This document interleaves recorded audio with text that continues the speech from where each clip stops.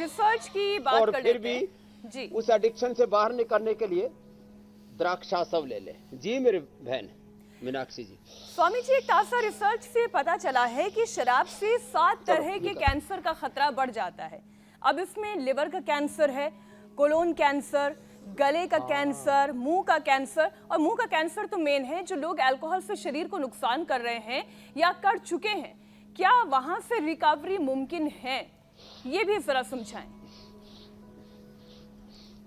हाँ, ये मैं बताता हूँ। देखो, एक तो आज से करीब 20 साल पहले SGPGI के जो डायरेक्टर थे, उनके साथ मेरी मीटिंग चल रही थी। तो उन्होंने कहा जी अब तो रिसर्च ये बता रहा है कि एक बूंद भी दारू के अंदर जाती है वो भी बीपी को बढ़ा देती है। पैक तो बहुत बड़ी चीज है, तो एक बूंद भी दारू के भीतर नहीं जानी चाहिए।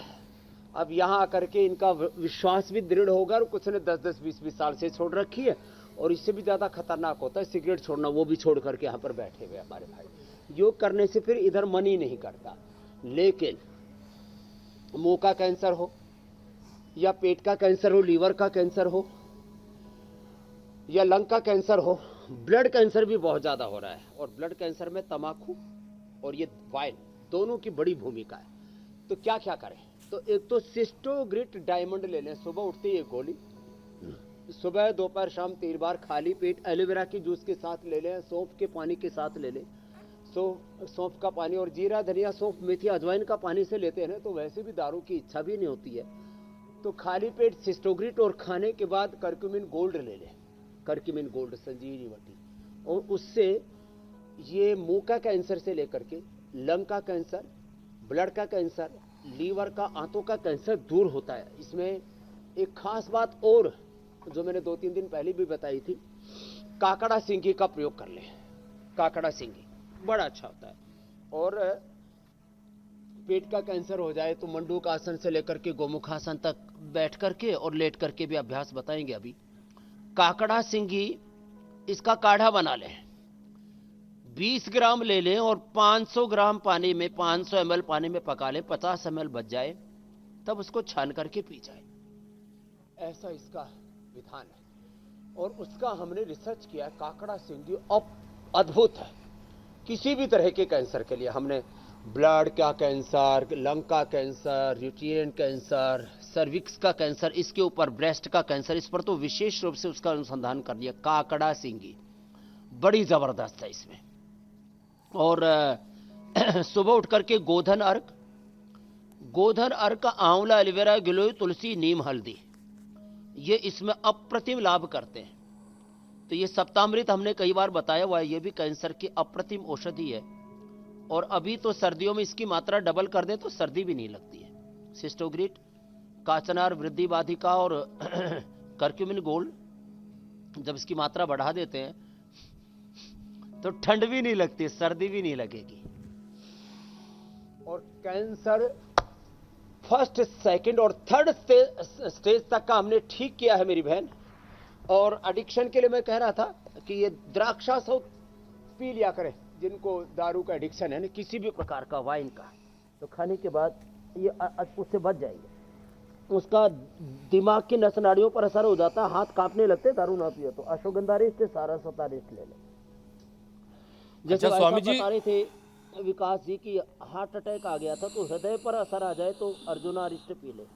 पेट पर असर आ जाए तो कुमारियासव, पुनर्नवारिष्ट, और बहुत ज्यादा कॉन्स्टिपेशन आदि रहे तो दारू और सिगरेट पीने की, तंबाकू की जरूरत नहीं, अभयारिष्ट पी ले तो पेट भी बढ़िया साफ हो जाएगा। कुछ कह रहे थे हुसैन भाई। स्वामी जी, मैं देख रहा हूँ शराब पीने वाले थोड़ा नाराज हो रहे हैं और बहिष्कार की धमकी दे रहे हैं और कह रहे हैं कि आप ये बहुत गलत बात कर रहे हैं, शराबियों को आप ऐसे वैसे कह रहे हैं। तो भाई हम शुक्रिया भी उनका अदा कर देते हैं कि राष्ट्र निर्माण के लिए जो आपने कुर्बानियां दी हैं वो कर्ज हम कैसे उतारेंगे। तो स्वामी जी जान न्योछावर कर रहे हैं, अपनी जानें कुर्बान कर रहे हैं राष्ट्र निर्माण के लिए। ये बहुत भ्रम फैला हुआ है स्वामी जी कि उनके दिए हुए पैसे से ही देश की तरक्की हो रही है। बहरहाल नाराज होने की जरूरत नहीं है। देखिए, हमारी कोशिश ये है कि आप तमाम तरह की बीमारियों से बचे रहें। अच्छा स्वामी जी, कुछ लोगों को स्मोकिंग की आदत होती है और सिगरेट का धुआं सबसे ज़्यादा लंग्स पर अटैक करता है। अब देखिए, सिगरेट खरीदते हैं, पीते हैं, अपने फेफड़ों को नुकसान करते हैं। तो ऐसे में स्वामी जी, प्राणायाम के अलावा लंग्स को हेल्दी रखने के लिए और क्या क्या किया जा सकता है? देखो, एक खास बात बताना चाहता हूं। भस्त्रिका, कपालभाति, अनुलोम विलोम तो करवाते ही हैं, वो आगे भी करवाएंगे।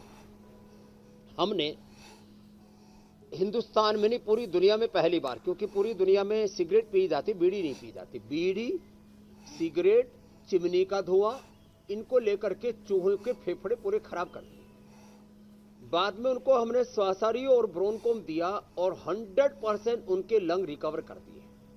अब कुछ लोगों ने तो क्या कर लिया है, सिगरेट पीते हैं और खाली पेट एक श्वासारी और खाने के बाद ब्रोनकोम खा लेते हैं। बोलो भाई, ये सिगरेट के धुआं का इससे असर नहीं होगा। तो भाई ये देखो, ऐसा मतलब ये बेईमानी मत करना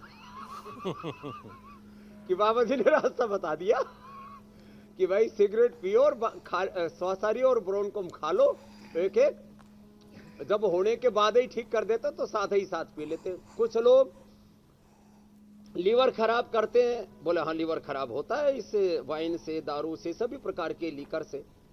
तो बोले बाबा जी ने बोला था लिवोग्रिट खाओ, तो बोले हम खाली पेट खाते हैं लिवोग्रिट, बाद में दारू पीते हैं ऊपर से, और खाना खा करके फिर सुबह ये अच्छा है स्वामी जी। स्वामी जी, मैं भी इसमें एक अनुभव जोड़ना चाहती हूँ, अगर आपकी इजाजत तो भाई हो। हमें प्रोत्साहन नहीं दे रहे। मैं कुछ ऐसे लोगों को तो जानती ऐसी हूँ। दवाइयां बना रखी है, एक कंपनी है, उसका नाम नहीं बोलूंगा, सुबह सुबह की 8 PM जी। स्वामी जी, मैं कुछ लोगों को जानती हूँ जिनको जब उनकी सिगरेट, दारू पीने की आदत के लिए टोका जाता है या समझाया जाता है, तो वो इस बात का हवाला देते हैं कि मेरे KFT, LFT, जो सारे लिवर और किडनी के टेस्ट और स्कैन हैं वो ठीक है, तो मैं उतनी ही क्वांटिटी में दारू का कंजम्पशन या सिगरेट का कंजम्पशन करता हूँ जिससे मेरे फेफड़े, लिवर और किडनी को नुकसान नहीं होता। तो स्वामी जी, ऐसे लोगों को कैसे समझाएं कि ये लॉन्ग टर्म नुकसान, स्लो पॉइजन हमारी ऑर्गन्स को ऐसे खराब करेगा कि फिर रिकवरी और रिवर्सल का टाइम नहीं मिलेगा? इसमें ज्योत्सना जी, मैं 3 तरह की बातें कहता हूँ। कुछ लोग यह हवाला देते हैं कि सिगरेट मत पियो, इससे घर बर्बाद हो जाएंगे, परिवार बर्बाद हो जाएंगे, बच्चे बर्बाद हो जाएंगे। तो लोग कहते हैं हमारे पास इतना पैसा है, हमारा तो जितनी कि हम सिगरेट पीते हैं वो तो राई के बराबर है हमारे पैसे में। तो केवल पैसे का हवाला देकर के, ठीक है गरीब लोगों की गरीबी भी इससे बढ़ती है, लेकिन पैसे का हवाला देकर के सबको नशा मुक्त नहीं बनाया जा सकता। कुछ को हेल्थ का हवाला देते तो वो आपने बोला कि हम तो थोड़ा थोड़ा पीते हैं। तो भाई देखो, खराब चीज थोड़ी भी बुरी होती है, इसको ऐसे समझो कि आप क्या कभी आपने साइनाइड थोड़ा थोड़ा खा करके देखा? क्या आपने जहर थोड़ा थोड़ा पी करके देखा? ये एक स्लो पॉइजन ही है और कुछ नहीं है। और मैं तो कहता हूँ सबसे बुरा असर, देखो हम हेल्थ या वेल्थ का हवाला देकर के लोगों को समझाना चाहिए, नहीं समझते। सबसे बड़ी बात यह है कि मनुष्य का शरीर तंबाकू खाने के लिए बना ही नहीं। देखो, मैं गुजरात में गया, वहाँ कर्मसद जिला है, 2-3 ऐसे जिले हैं, वहाँ तंबाकू बहुत बोते हैं। तो मैंने देखा वहाँ बाढ़ नहीं लगी हुई थी। तो मैंने कहा भाई इसके बाढ़ क्यों नहीं लगाते? बोलो गधे से लेकर के, सुअर से लेकर के, कोई जंगली जानवर, आनंद है, कर्मसद है, बोले इसको खाता ही नहीं। तो मनुष्य, तो तंबाकू प्रकृति ने किसके लिए बना दी स्वामी जी? मूल प्रकृति है ना, प्रकृति ने नहीं बनाई, इंसान ने अपने लिए खुद ही बना ली। ये तंबाकू जो है दरअसल एक औषधि के ये कृमिनाशक होती है। तो इसका प्रयोग तंबाकू का ऐसा करना चाहिए, जो पेड़ पौधों पर, फसलों पर जो कीड़े मकोड़े आ जाते हैं, तो इसको तंबाकू और आखा, जो आंकड़ा होता है, धतूरा होता है, इन सबका पेस्ट बना करके उस थोड़ी खट्टी छाछ मिला करके, नीम की पत्तियां मिला करके छिड़क दिया जाए तो इंसेक्टिसाइड और पेस्टिसाइड की जरूरत नहीं पड़ती। तो इंसेक्टिसाइड और पेस्टिसाइड का ही काम करता है। कभी कभी कोई मुंह में कृमि आदि हो गए तो पहले आपने देखा होगा कि लोग मंजन किया करते थे, तो वो अपवाद रूप में वो चीजें कभी इसके प्रयोग हो सकते थे, बाकी खाने की चीज कभी नहीं हो सकती।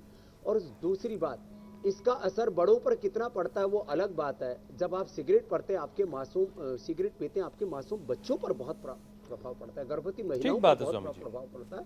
जो है इसका सेवन नहीं करते उनके ऊपर इसका गहरा प्रभाव पड़ता है। तो अपने बच्चों के बारे में आप किसी से बात करेंगे कि भाई आपकी औलादों को गलत आदत पड़ेगी, इसलिए इस्लाम हो, ईसाइयत हो, हिंदू, जैन, बौद्ध, सिख धर्म हो, सभी मत पंथ संप्रदाय में, और आज एलिट सोसाइटी बोलो, जो भी तार्किक लोग हैं, जो साइंटिफिक टेम्परामेंट के साथ जीवन में काम करते हैं, इसका जब कोई बेनिफिट कोई भी नहीं है, आदमी थोड़ी देर के लिए रिलैक्स हो जाता है। वो रिलैक्सेशन तो हम प्राणायाम ध्यान से ही पा लेते हैं, अनुलोम विलोम भ्रामरी उद्गीत करते हैं, और जब आप कोई अच्छा संगीत सुनते हैं तो आप ऐसे भीतर से रिलैक्स हो जाते हैं। तो रिलैक्सेशन के लिए भी इसको पीने की जरूरत नहीं। और नींद की दवाई तो ये कतई नहीं है। नींद तो हमको इतनी जबरदस्त आती है और 5 सेकंड के अंदर अंदर आ जाती है।